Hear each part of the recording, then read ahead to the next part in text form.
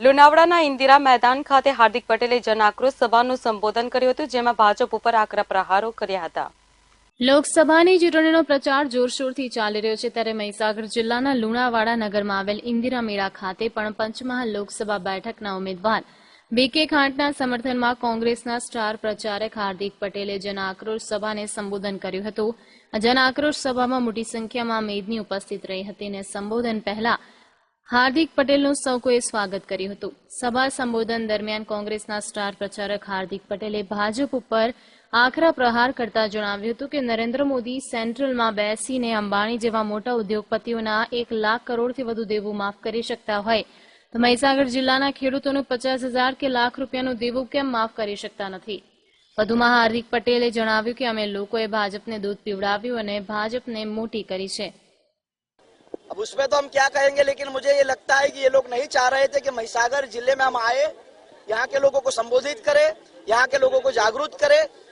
मुझे लगता है कि बीजेपी शायद बौखलाहट में है कि जिस तरह से गुजरात के अंदर कांग्रेस पार्टी का माहौल बन रहा है, 12 से ज्यादा सीट कांग्रेस पार्टी जीत रही है, किसानों को न्याय मिल रहा है, युवाओं को न्याय मिल रहा है और महिलाओं को सम्मान मिल रहा है।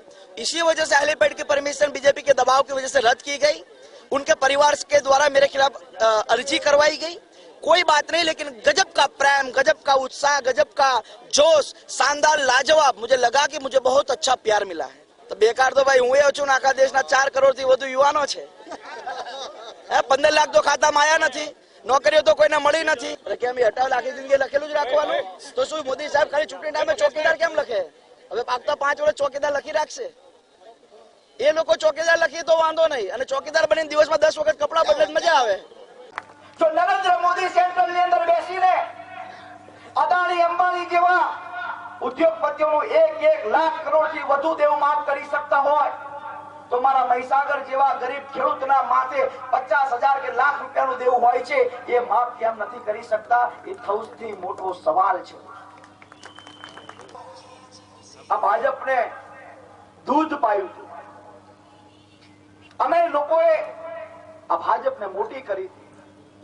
અમારા પપ્પા જ્યારે 1995-2000 સાલની અંદર ભાજપના કાર્યકર્તા હતા ત્યારે આનંદીબેન પટેલ મારા બાપાની ગાડીની અંદર ચૂંટણી લડીને જીત્યા હતા।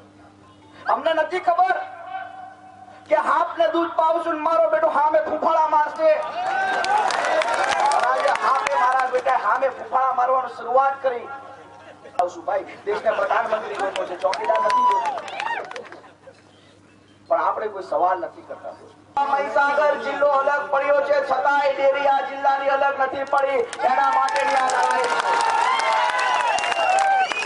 મહીસાગર જિલ્લો પોતાનો અધિકાર માંગે છે, એકમાત્ર ગુજરાતનો આ જિલ્લો મહીસાગર જિલ્લો છે, જ્યાંથી સૌથી વધુ શિક્ષકો આ મહીસાગર જિલ્લાએ આપ્યા છે, છતાંય મહીસાગર જિલ્લાના શિક્ષકો જોડે જ્યારે જોવો ત્યારે અન્યાય થતો હોય છે।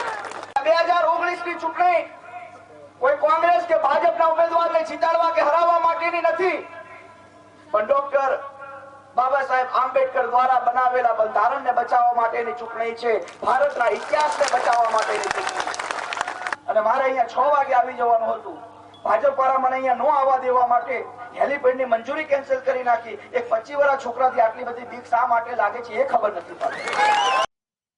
શાહીન શેખ સાથે લાઈવ ગુજરાત ન્યૂઝ, મહીસાગર।